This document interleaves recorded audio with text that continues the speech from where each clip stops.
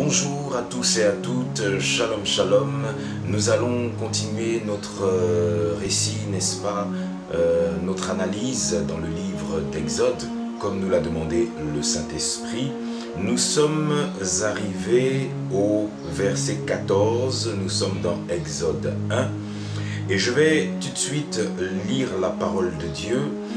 La parole de Dieu nous dit dans Exode 1, à partir du verset 14, « Ils leur rendirent la vie amère par de rudes travaux en argile et en briques et par tous les ouvrages des champs. Et c'était avec cruauté qu'ils leur imposaient toutes ces charges.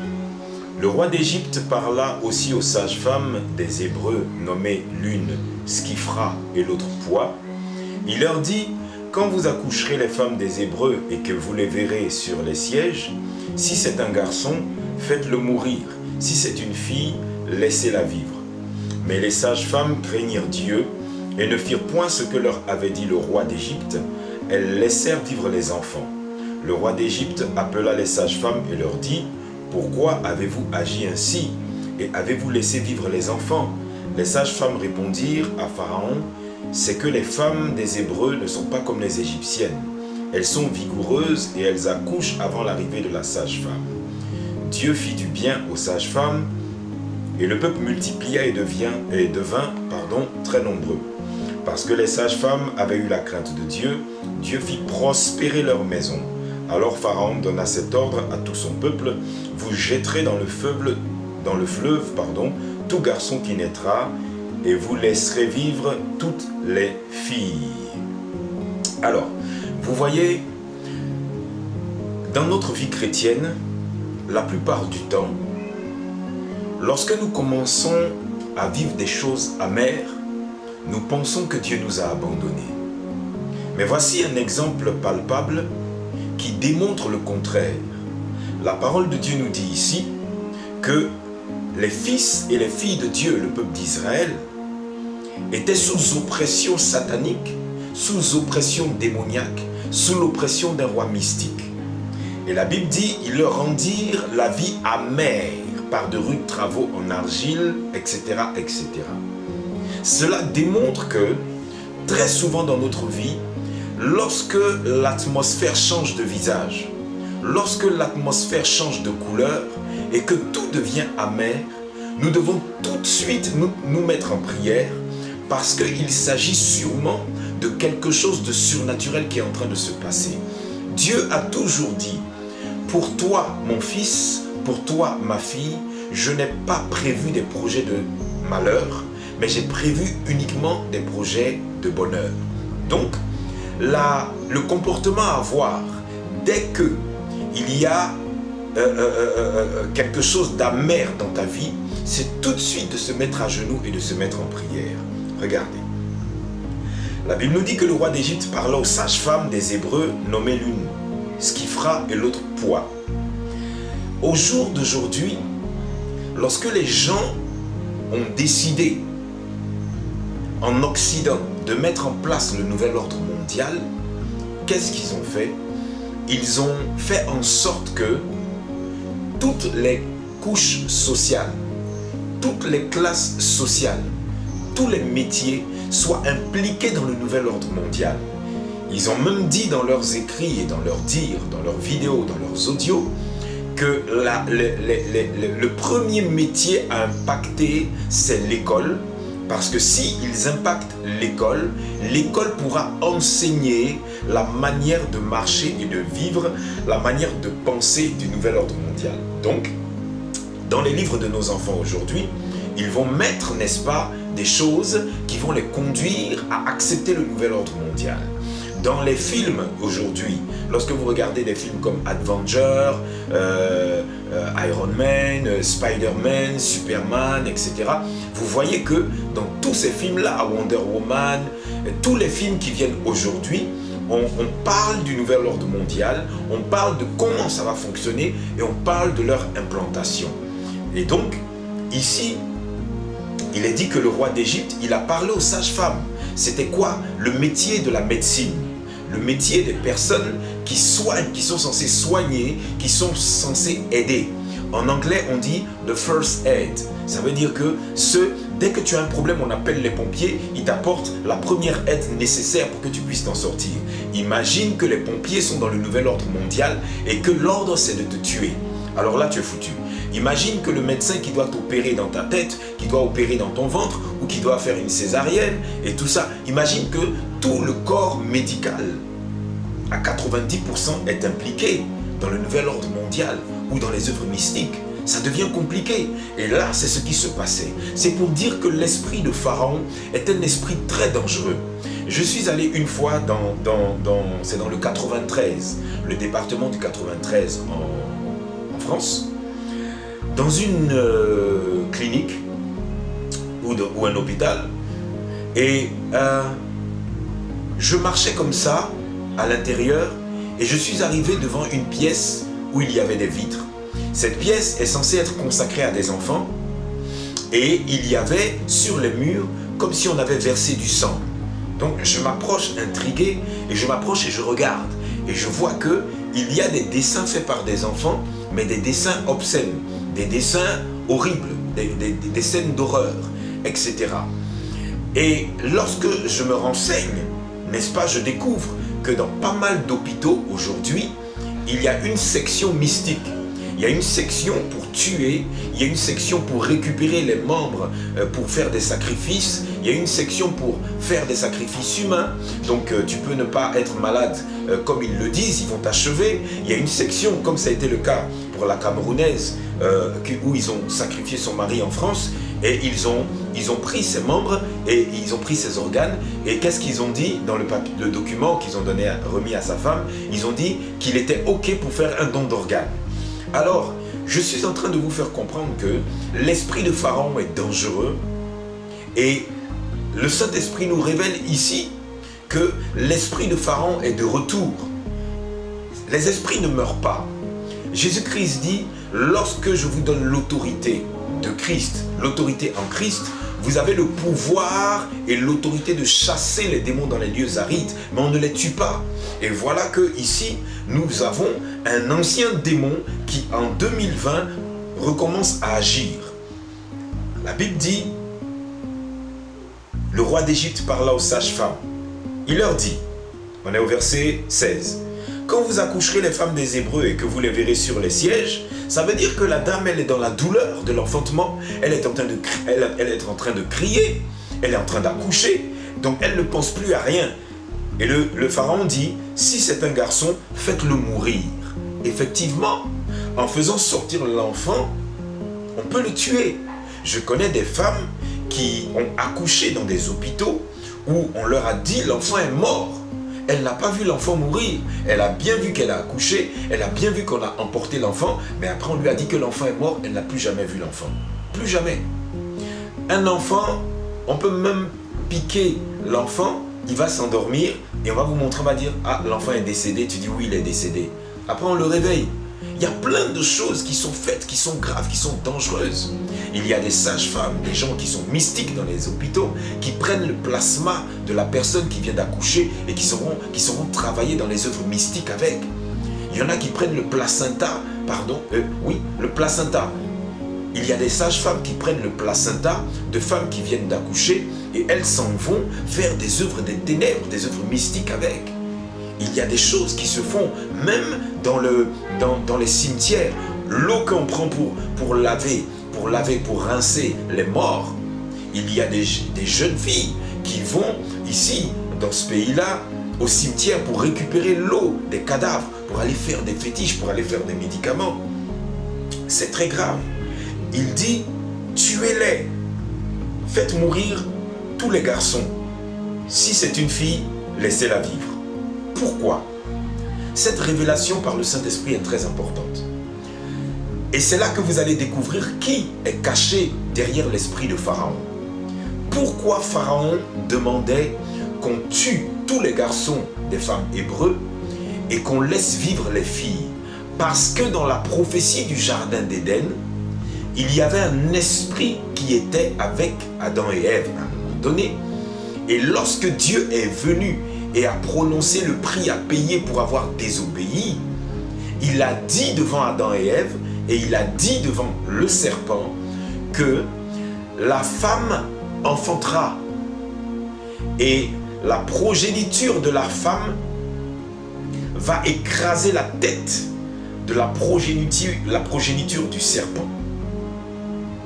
Et le serpent va blesser la progéniture de la femme au talon.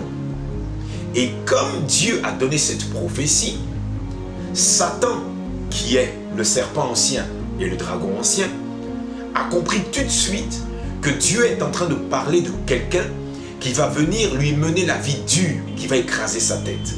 Donc la chose la plus simple à faire, c'est qu'il va chercher maintenant à savoir à quel moment cette personne va naître, à quel moment cette personne va devenir adulte, parce que pour pouvoir écraser la tête du serpent, pour pouvoir écraser la tête de Satan, il faut que la personne en question devienne adulte et que la personne ait la puissance de Dieu.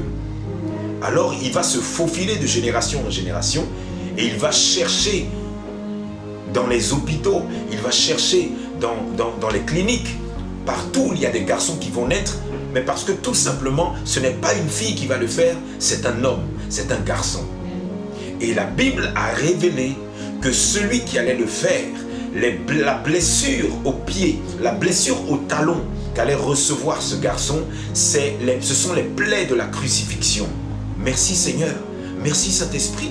Ce sont les plaies de la crucifixion. Et Satan, il savait que je peux le blesser, mais il faut que je le blesse et que je l'ébranle gravement pour qu'il ne puisse pas m'écraser. Alors, la Bible dit, mais les sages-femmes craignirent Dieu et ne firent point ce que leur avait dit le roi d'Égypte. Elles laissèrent vivre les enfants. La Bible dit, le roi d'Égypte appela les sages-femmes et leur dit, mais pourquoi avez-vous agi ainsi? Avez-vous laissé vivre les enfants? Et les sages-femmes répondirent à Pharaon, c'est ceci. Les femmes hébreues ne sont pas comme les égyptiennes, elles sont vigoureuses et elles accouchent avant l'arrivée de la sage-femme. Dieu fit du bien aux sages-femmes et le peuple multiplia et devint très nombreux. Parce que les sages-femmes avaient eu la crainte de Dieu, Dieu fit prospérer leur maison. La maison de qui? La maison des sages-femmes. Je veux dire quelque chose à certaines personnes.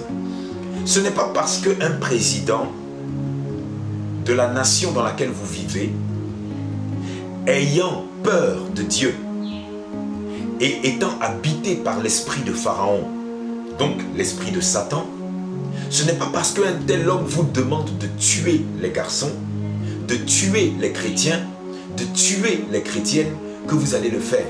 Parce que de toute façon, le Messie va arriver. Il est venu sur terre, il a écrasé la tête de Satan, il a été crucifié, il est mort, il est ressuscité le troisième jour, il est monté au ciel, il s'est assis à la droite du Père. La parole de Dieu dit qu'il va revenir. Et la parole de Dieu parle des choses que le nouvel ordre mondial est en train de faire. Donc qu'on le veuille ou non, il reviendra. Et il va faire des choses extraordinaires. Entre autres, enlever l'Église, enlever ceux qui n'auront pas le signe de la bête sur leur front, enlever ceux qui n'auront pas accepté la puce dans leur corps. Et donc, vous n'êtes pas obligé de participer parce que vous risquez d'aller en enfer, parce qu'après la vie sur la terre, il y a une vie spirituelle, il y a une vie dans le monde des esprits. Et lorsque la terre sera totalement détruite, nous allons aller vivre avec Dieu dans le monde des esprits, dans le royaume de Dieu. Et il y a le royaume des ténèbres, il y a l'enfer. Écoutez, le Saint-Esprit, pendant que je parle, il me montre quelque chose. Il me montre ces hommes-là qui ont tellement d'argent qu'ils ont créé des navettes spatiales. Et ils ont créé des navettes pour aller créer dans le ciel, sur certaines planètes, des villes où ils vont pouvoir aller vivre quand la terre sera détruite. Ils vont créer des vaisseaux, des lieux où ils vont pouvoir aller vivre dans le ciel. Mais nous les chrétiens, nous n'allons pas aller vivre dans des vaisseaux. Nous n'allons pas aller vivre sur une planète parce que Dieu peut détruire toutes les planètes qu'il veut détruire. Nous allons aller vivre dans le royaume de Dieu, dans le royaume des cieux, à la droite de l'Éternel. Nous aurons des trônes, nous aurons des couronnes pour ceux qui auront marché dans le respect, dans la droiture de la parole de Dieu. La Bible dit que les femmes, les sages-femmes, n'avaient pas accepté de tuer pour Pharaon. Ce qui veut dire que si vous êtes militaire, si vous êtes policier, si vous êtes corps habillé, si vous êtes dans quelque métier que ce soit, vous n'êtes pas obligé de tuer pour le président de la République qui est un assassin. Le président de la République de votre pays qui peut être un assassin habité par l'esprit du dragon, l'esprit du serpent ancien, l'esprit de Pharaon, vous n'êtes pas obligé de marcher selon ses dires. Et la Bible dit que parce qu'elles ont fait cela, parce qu'elles ont désobéi et qu'elles ont refusé de tuer les enfants des Hébreux, Dieu fit du bien aux sages-femmes et le peuple multiplia et devint très nombreux. Pourquoi? Parce que la peur de Satan, c'est que le peuple chrétien devienne très nombreux, une armée nombreuse. Parce que Satan a peur de l'armée de Dieu. Satan a peur de l'onction de Dieu. Satan a peur du pouvoir de Dieu. Et Pharaon a dit, vous jetterez dans le fleuve tout garçon qui naîtra et vous laisserez vivre toutes les filles. Vous allez voir qu'à la fin des temps, les gens vont faire la même chose. Et c'est pour très bientôt. Ce n'est pas une question d'années, c'est une question de semaines et de mois. Les gens vont se mettre à tuer. Mais lorsqu'il y a des guerres dans certains pays, les gens tuent les garçons. Les gens tuent les hommes. Parce qu'ils se disent que les hommes peuvent grandir, peuvent revenir, peuvent se venger, etc. Mais la vengeance appartient à Dieu. Et la Bible dit que Dieu a fait du bien à la maison des sages-femmes.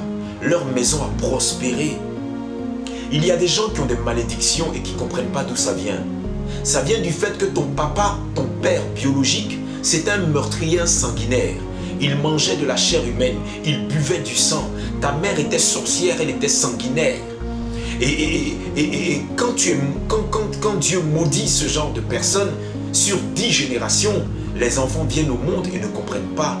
C'est pourquoi je vous exhorte à prier, à vous élever dans la prière. Vous devez et nous devons nous élever dans la prière. Parce que certains parmi nous ont eu des parents qui étaient des rois. Tu as des rois qui étaient au Mali. Tu as des rois, des empereurs qui étaient dans le royaume mandingue. Des rois qui étaient au Burkina, des rois qui étaient en Guinée, au Sénégal. Tu as des rois qui étaient en Côte d'Ivoire. Il y a eu des rois européens. Il y a eu des rois anglo-saxons. Il y a eu des rois sur toute la terre. Mais ces rois-là étaient pour la plupart des tueurs, des sanguinaires, des mystiques, des sorciers. Et ils ont été frappés par des malédictions. Et aujourd'hui, il y a des malédictions que nous vivons. Il y a des malédictions que tu vis qui n'ont rien à voir avec la vie que tu dois mener. Une vie victorieuse, une vie de succès, une vie de grâce. Tout simplement parce que tu n'as pas encore brisé la malédiction des rois de ta famille. Regardez les Akans en Côte d'Ivoire. Mais le peuple Akan, en réalité, vous êtes des Ghanéens. Moi, je suis gourou de père, gourou de mère. Mais je vois bien que dans ma langue, il y a des mots qui sonnent, qui ont une consonance anglaise. Et la Côte d'Ivoire, pays d'où je suis originaire, est un melting pot, comme les États-Unis. C'est un mélange de plusieurs peuples qui sont venus de partout. Donc, si tu viens du Ghana, ça veut dire que tu es ivoirien ou ivoirienne et ton origine réelle, c'est le Ghana. Donc, tu dois savoir que tu as deux origines. Quand tu fais ta prière de délivrance, tu dois prier par rapport aux coutumes, par rapport aux œuvres des ténèbres, aux œuvres mystiques de la Côte d'Ivoire que tu veux briser dans ta vie. Mais tu dois aussi prier par rapport aux œuvres ghanéennes qui se font là-bas, ça fait partie de ton sang. Tu imagines que tu es ivoirien ou ivoirienne et en réalité tes origines sont du Bénin ou du Togo. Donc si là-bas c'est le vaudou qui prospère, c'est le vaudou qui est l'œuvre nationale, c'est-à-dire c'est normal. Parce que dans certains peuples africains, la magie, la sorcellerie, les œuvres mystiques sont normales. Donc quand tu pries seulement pour les œuvres qui sont faites dans ta famille qui est en Côte d'Ivoire. Mais et tes origines du Bénin, et tes origines vaudou, et tes origines du Togo, tu ne peux pas les laisser. Je voudrais vraiment exhorter chacun et chacune à prier. Vous voyez, quand on dit de prier, souvent les gens négligent la prière. À la fin de chaque vidéo, nous mettons des sujets de prière. Nous sommes, je crois, à la 4e vidéo. Prenez à chaque fois pour prier les sujets de prière de la 1re vidéo, de la 2e vidéo, de la 3e vidéo, de la 4e vidéo et faites toutes ces prières-là. S'il y a quelque chose que vous ne comprenez pas dans ce qui est expliqué, nous avons notre page WhatsApp du Centre chrétien d'enseignement biblique. Vous pouvez poser des questions ou alors vous pouvez prendre le numéro de téléphone, le contact, ou alors aller sur ma page Facebook et rentrer dans mon inbox pour poser vos questions sur la délivrance. Nous sommes le Centre chrétien d'enseignement biblique. Je suis le serviteur de l'Éternel, Steve Orphos. Je suis dans le ministère prophétique et je parle souvent des œuvres de la guérison et de la délivrance. Parce que Jésus-Christ enseignait, il guérissait, il délivrait. Je suis à votre disposition. S'il y a des paramètres dans votre vie que vous ne comprenez pas, vous pouvez prendre contact avec nous. Que la grâce de Dieu soit avec vous. Shalom.